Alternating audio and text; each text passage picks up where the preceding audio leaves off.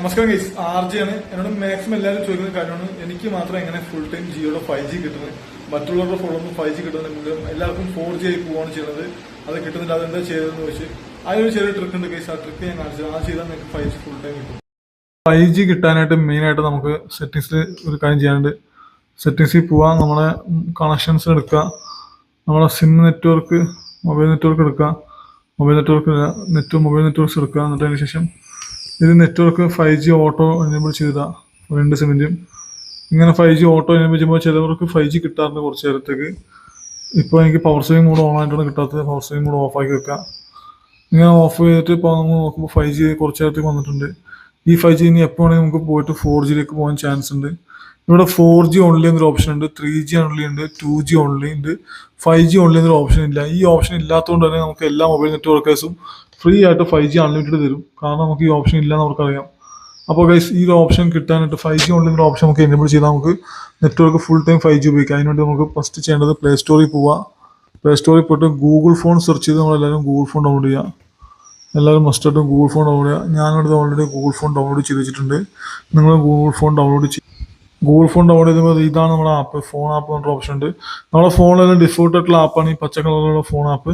നമ്മൾ Google phone ഇത് ഈ വൈറ്റ് കളർ ഇതാണ് ഫോൺ ആപ്പ്. ഇത് ഓപ്പൺ ചെയ്യുമ്പോൾ ഫസ്റ്റ് ഇങ്ങനെ സെറ്റ് ആസ് ഡിഫോൾട്ട് ഓപ്ഷൻ ഉണ്ടാവും. സെറ്റ് ആസ് ഡിഫോൾട്ട് നമ്മൾ ഫോൺ പോയിട്ട് ഗൂഗിൾ ഫോൺ സെലക്ട് ചെയ്ത് വെക്കുക. സെറ്റ് ആസ് ഡിഫോൾട്ട് ചെയ്ത് വെക്കുക. നമ്മുടെ ഫോണിൽ ഇപ്പോൾ പവർ സേവിങ് മോഡൊന്നും ഓണല്ല, ഓഫാണ്.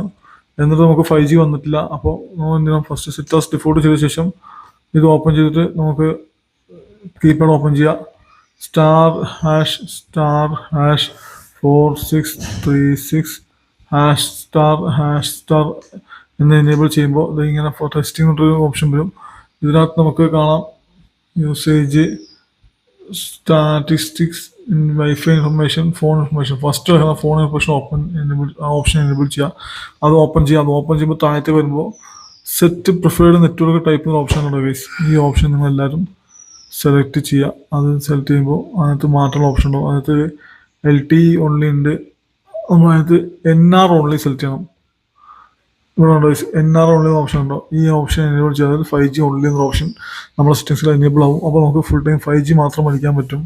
ഈ സെറ്റിംഗ്സ് നമ്മുടെ ഫോണിൽ കിട്ടാത്തതുകൊണ്ടാണ് മിക്ക കമ്പനിക്കാരും നമുക്ക് 5G അൺലിമിറ്റഡ് തരാമെന്നുണ്ട് നമ്മളെ പറ്റിക്കുന്നത്. ഇപ്പോൾ 5G എനേബിൾ ആയതുകൊണ്ട് എൻ്റെ ഫോണിൽ ഗൈസ്, ഇപ്പോൾ ഫോണിൽ 5G ആയി. നമുക്ക് സെറ്റിംഗ്സിൽ പോയി നോക്കാം. നമ്മളെ സെറ്റിംഗ്സിൽ പോയി നോക്കുമ്പോൾ നമുക്ക് കാണാൻ പറ്റുന്നത് കാണിച്ചു തരാം. സെറ്റിംഗ്സിലെടുക്കുക. നമുക്കിപ്പോൾ ഇവിടെ കണക്ഷൻസ് എടുത്തു കഴിഞ്ഞാൽ, മൊബൈൽ നെറ്റ്വർക്ക്സ് എടുത്തു കഴിഞ്ഞാൽ നമ്മുടെ നെറ്റ്വർക്ക് സിം 1 നടക്കുന്നുണ്ടോ 5G ഓൺലി എന്ന ഓപ്ഷൻ എനേബിൾ ആയി.